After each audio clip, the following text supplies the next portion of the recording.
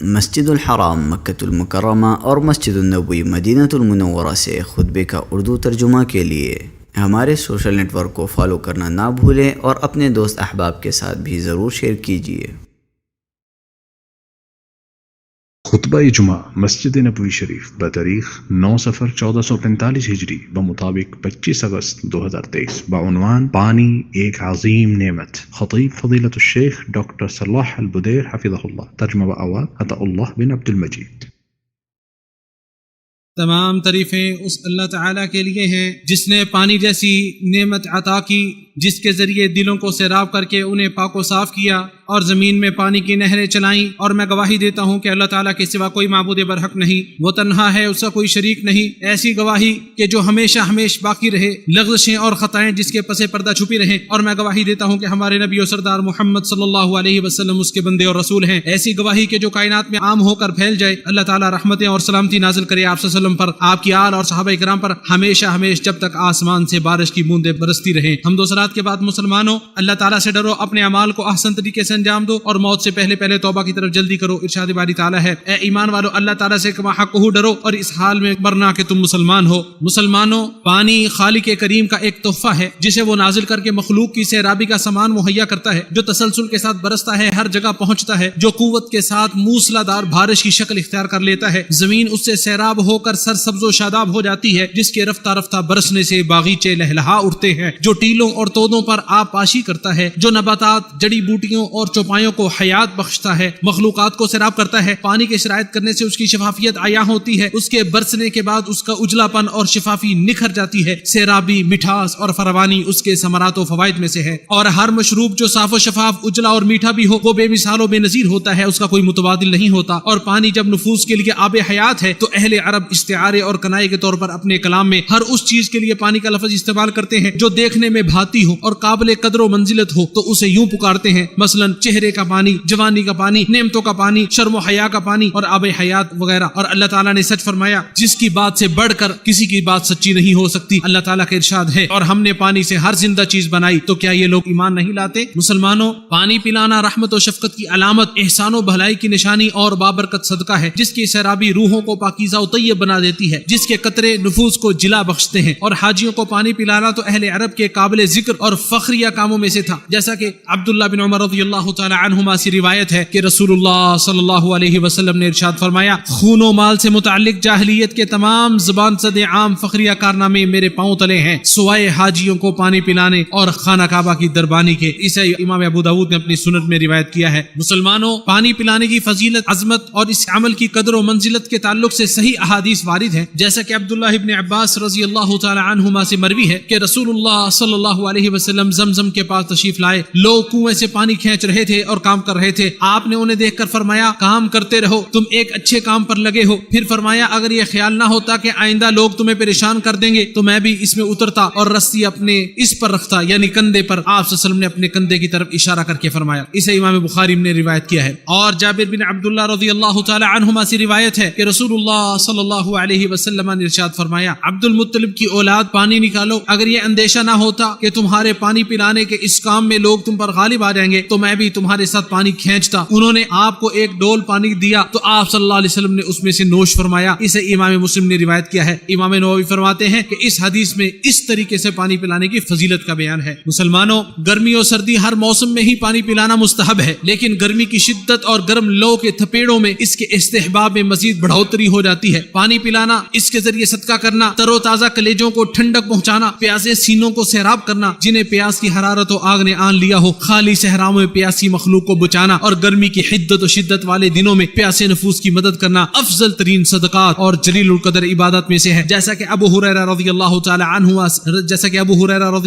عنہ سے روایت ہے کہ رسول اللہ صلی اللہ علیہ وسلم نے ارشاد فرمایا، اجر و ثواب کے اعتبار سے پانی سے بڑھ کر کوئی اور صدقہ نہیں ہے۔ اسے امام بحقی نے اپنی سنن میں روایت کیا ہے۔ اور سعد بن عبادہ رضی اللہ تعالی عنہ سے مروی ہے، کہتے ہیں کہ میں نے عرض کیا، اللہ کے رسول، میری والدہ فوت ہو چکی ہیں، تو کون کون سا صدقہ مجھے کرنا چاہیے، میرے لیے کون سا صدقہ افضل ہے؟ آپ صلی اللہ علیہ وسلم نے ارشاد فرمایا پانی کا صدقہ، چنانچہ کنواں کھدوایا اور فرمایا کہ یہ سعد کی ماں کی طرف سے صدقہ ہے۔ اسے ابو داؤد اور ابن ماجہ نے روایت کیا ہے۔ اور طبرانی اوسط کے الفاظ کچھ یوں ہیں کہ انہوں نے پوچھا اگر میں اس کی طرف سے صدقہ کروں تو اسے کوئی فائدہ پہنچے گا؟ آپ صلی اللہ علیہ وسلم نے فرمایا جی ہاں، پانی ہی کے ذریعے صدقے کو لازم پکڑو۔ اور عبداللہ بن عباس رضی اللہ تعالی عنہما سے روایت ہے کہ رسول اللہ صلی اللہ علیہ وسلم نے ارشاد فرمایا، راوی کو شک لاحق ہو گیا لیکن ان کا غالب گمان یہ ہے کہ یہ مرفوع حدیث ہی ہے۔ آپ صلی اللہ علیہ وسلم نے فرمایا ابن آدم کے 307 جوڑ یا ہڈیاں ہیں، ہر جوڑ کی طرف سے روزانہ صدقہ ضروری ہے، ہر اچھی بات صدقہ ہے، آدمی کا اپنے بھائی کی مدد کرنا صدقہ ہے، پانی پلانا بھی صدقہ ہے، نیز راستے سے تکلیف دہ چیز ہٹانا بھی صدقہ ہے۔ اسے امام بخاری نے الادب المفرد میں روایت کیا ہے۔ اور ابو ذر رضی اللہ تعالی عنہ سے مروی ہے کہ رسول اللہ صلی اللہ علیہ وسلم نے ارشاد فرمایا اپنے ڈول سے اپنے بھائی کے ڈول میں تمہارا پانی ڈالنا تمہارے لیے صدقہ ہے۔ اسے امام ترمذی نے جامع میں روایت کیا ہے۔ اور عرباض بن ساریہ رضی اللہ تعالی عنہ سے مروی ہے، کہتے ہیں میں نے رسول اللہ صلی اللہ علیہ وسلم کو فرماتے ہوئے سنا جب کوئی شخص اپنی بیوی کو پانی پلاتا ہے تو اس میں بھی اجر ہے۔ اسے امام احمد نے روایت کیا ہے۔ اور سراقہ بن جوشم رضی اللہ تعالی عنہ سے مروی ہے کہ میں نے نبی صلی اللہ علیہ وسلم سے ان بھٹکے ہوئے اونٹوں کا مسئلہ پوچھا جو میرے حوض پر آئیں جسے میں نے اپنے اونٹوں کے لیے بنا رکھا ہے، تو کیا میں انہیں پانی پلاؤں تو مجھے اجر ملے گا؟ نبی صلی اللہ علیہ وسلم نے ارشاد فرمایا ہاں، ہر تر جگر رکھنے والے میں اجر و ثواب ہے۔ اسے ابن ماجہ نے روایت کیا ہے۔ اور ابو ہریرہ رضی اللہ تعالی عنہ سے مروی ہے، کہتے ہیں کہ رسول اللہ صلی اللہ علیہ وسلم نے ارشاد فرمایا کہ ایک شخص راستے میں چل رہا تھا، اسے شدید پیاس لگی، اسے ایک کنواں ملا، اس نے اس میں اتر کر پانی پیا، جب باہر نکلا تو وہاں ایک کتا دیکھا جو ہانپ رہا تھا اور پیاس کی وجہ سے کیچڑ چاٹ رہا تھا۔ اس شخص نے کہا یہ کتا بھی تو اتنا ہی زیادہ پیاسا ہے جتنا میں تھا، چنانچہ وہ پھر کنویں میں اترا، اپنے جوتے میں پانی بھرا اور منہ سے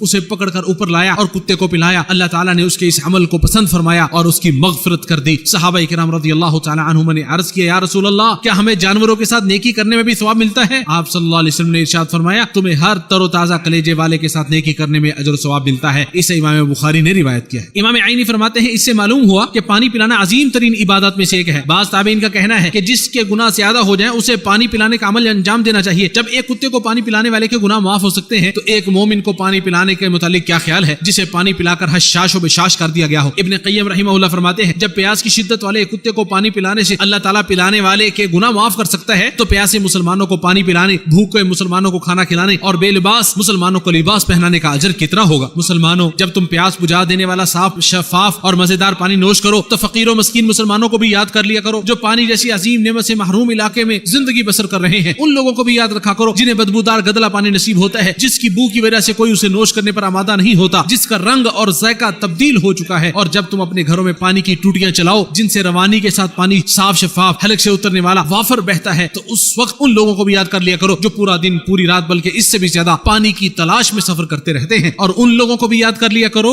جنہیں خشک سالی اور سوکھے کنووں نے اپنے گھر اور بستیاں چھوڑنے پر مجبور کر دیا ہے، ان کی زندگی اجیرن بن کر رہ گئی ہے، ان کی عیش و حیات تکلیف رساں، سختی و تنگی اور فسادی و خرابی کی نظر ہو چکی ہے۔ وہ احسان و بلائی کرنے والے اہل خیر کی طرف پیاسی نظروں سے دیکھ رہے ہیں کہ کوئی ان کے لیے پانی کا انتظام کر دے، تو جائیے ان کی جانیں بچائیے اور ان کا تعاون اور ان کی مدد کیجیے۔ ابو ہریرہ رضی اللہ تعالی عنہ سے روایت ہے کہ رسول اللہ صلی اللہ علیہ وسلم نے ارشاد فرمایا اللہ تعالیٰ بروز قیامت فرمائے گا اے آدم کے بیٹے میں نے تجھ سے پانی پینے کے لیے کچھ مانگا تھا تو تو نے مجھے نہیں پلایا۔ وہ کہے گا اے میرے رب میں کیسے آپ کو پلاتا، آپ تو رب العالمین ہیں۔ اللہ تعالیٰ فرمائے گا کیا تو یہ نہیں جانتا میرے فلاں بندے نے تجھ سے پینے کے لیے کچھ مانگا تو تو نے اسے نہیں پلایا؟ کیا تو یہ نہیں جانتا اگر تو اسے پلاتا تو اس کا اجر مجھ سے پاتا؟ اسے امام مسلم نے روایت کیا ہے۔ فقراء و مساکین، محتاج و ناتواں اور عاجز و بے بس لوگ جو اپنے پانی کے بل ادا کرنے کی سکت نہیں رکھتے اور پانی کے بغیر ان کا چارہ کار بھی نہیں ہے تو ان کے بل ادا کرنا بھی صدقہ ہے اور یہ پانی پلانے میں ہی شامل ہے۔ مسلمانوں پینے کے پانی کے لیے خاص کردہ عمومی انتظامات کر کے انہیں وقف کرنا، مثلا کنویں کھدوانا، پانی کے حوض بنانا اور عام ٹھنڈے پانی کے کولر لگا کر انہیں وقف کرنا، پانی کو صاف کرنے اور فلٹر کرنے کے لیے خاص جگہ بنا کر وقف کرنا، فقراء و مساکین کے گھروں اور محلوں تک پائپ لائن بچھانا، پانی کی بوتلیں تقسیم کرنا، چوراہوں، راستوں، بازاروں اور مساجد وغیرہ میں پانی تقسیم کرنا، یہ سب جلیل القدر عبادات میں سے ہیں۔ جیسا کہ عثمان رضی اللہ تعالی عنہ نے بیر روما خرید کر مسلمانوں کے لیے وقف کر دیا تھا، جب رسول اللہ صلی اللہ علیہ وسلم نے ارشاد فرمایا تھا جس نے بیر روما کھودا اس کے لیے جنت ہے، اور فرمایا جو شخص بیر روما کو خریدے اللہ تعالیٰ اس کی مغفرت فرمائے۔ چنانچہ عثمان رضی اللہ تعالیٰ نے اسے خرید لیا۔ بخاری، ترمذی اور نسائی نے اسے روایت کیا ہے۔ اس میں کنویں وغیرہ کے طریقے سے وقف کرنے کی فضیلت کا بیان ہے۔ چنانچہ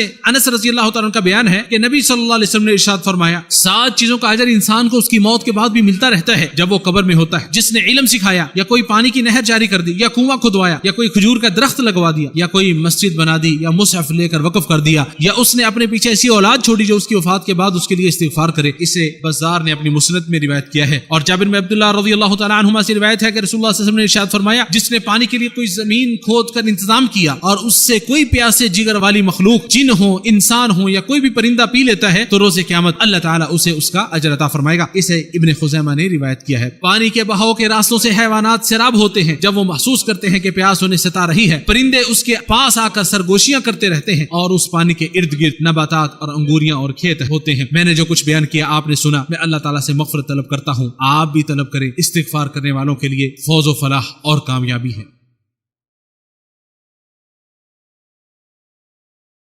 ہر قسم کی تعریف اس اللہ کے لیے ہے جس نے جسے چاہا اسے اپنے لطف و کرم کی چادر میں لے لیا. اور میں گواہی دیتا ہوں کہ اللہ تعالیٰ کے علاوہ کوئی معبود برحق نہیں. وہ تنہا ہے, اس کا کوئی شریک نہیں, جو بیماریوں سے مایوس لوگوں پر انعام و احسان کرتے ہوئے ان کے لیے دوا اور علاج کا بندوبست کر دیتا ہے. اور میں گواہی دیتا ہوں کہ ہمارے نبی و سردار محمد صلی اللہ علیہ وسلم اس کے بندے اور رسول ہیں جن کی پیروی کرنے والا شخص ہدایت کے راستے پر گامزن ہو جاتا ہے اور ان کی نافرمانی کرنے والا ضلالت و گمراہی اور ہلاکت و تباہی کے گڑھے میں جا گرتا ہے. مسلسل اور ہمیشہ درود و سلام نازل ہو آپ صلی اللہ علیہ وسلم پر, آپ کی آل اور صحابہ کرام پر. مسلمانوں تقوی الہی اختیار کرو, اس کی نگرانی کا احساس اپنے دل میں رکھو, اس کی اطاعت کرو اور نافرمانی سے بچو. ارشاد باری تعالیٰ ہے اے ایمان والو اللہ سے ڈرو اور سچوں میں سے ہو جاؤ. مسلمانوں جس کے اپنے کنویں میں پانی اس کی اور اس کے اہل و عیال مویشیوں اور کھیتوں کی حاجت و ضرورت سے زائد ہو تو اس کے لیے حکم یہ ہے کہ وہ اسے بغیر معاوضے قیمت اور سودے بازی کے کسی اور کے لیے صرف کر دے. بعض اہل علم نے تو اسے مستحب سے بڑھ کر واجب تک قرار دے دیا ہے, جیسا کہ شاعر کا قول ہے زائد پانی کو خرچ کرنا شرعی طور پر لازمی ہے حتیٰ کہ کھیتی کی آبیاری کے لیے ہی کیوں نہ ہو. یہ اس وقت ہے جب اس کا چشمہ و کنواں ذاتی ہو, پانی لینے والا مالدار ہو یا کنگال و تنگ دست ہو. جیسا کہ جابر بن عبداللہ رضی اللہ تعالی عنہما سے مروی ہے کہ رسول اللہ صلی اللہ علیہ وسلم نے ضرورت سے زائد پانی فروخت کرنے سے منع فرمایا ہے. اسے امام مسلم نے روایت کیا ہے. اور ابو ہریرہ رضی اللہ تعالی عنہ سے مروی ہے, کہتے ہیں رسول اللہ صلی اللہ علیہ وسلم نے ارشاد فرمایا نوش کرنے والوں میں سے مسافر سب سے مقدم ہے. اسے امام احمد نے روایت کیا ہے. اس کا معنی یہ ہے کہ جب کنواں کا مالک پانی سے اپنی حاجت و ضرورت پوری کر لے تو اس کے لیے جائز نہیں ہے کہ وہ مسافر کو اس سے روکے. اور ابو ہریرہ رضی اللہ تعالی عنہ سے روایت ہے, کہتے ہیں رسول اللہ صلی اللہ علیہ وسلم نے ارشاد فرمایا تین طرح کے وہ لوگ ہیں جن کی طرف قیامت کے دن اللہ تعالی نظر بھی نہیں اٹھائے گا اور نہ انہیں پاک کرے گا بلکہ ان کے لیے دردناک عذاب ہوگا. ایک وہ شخص جس کے پاس راستے میں ضرورت سے زائد پانی ہو اور اس نے کسی مسافر کو اس کے استعمال سے روک دیا. دوسرا وہ شخص جو کسی حاکم سے بیعت صرف دنیا کے لیے کرے کہ اگر وہ حاکم اسے کچھ دے دے تو راضی رہے وگرنہ خفا ہو جائے. تیسرے وہ شخص جو اپنا بیچنے کا سامان عصر کے بعد لے کر کھڑا ہو اور کہنے لگا کہ اللہ کی قسم جس کے سوا کوئی معبود برحق نہیں, مجھے اس سامان کی قیمت اتنی مل رہی ہے. اس پر اس شخص نے اسے سچ سمجھ لیا. امام بخاری اور مسلم نے اسے روایت کیا ہے. اور صحیح بخاری کی ایک روایت کے الفاظ یوں ہیں, اللہ تعالیٰ فرمائے گا کہ آج میں اپنا فضل اسی طرح تمہیں نہیں دوں گا جس طرح تم نے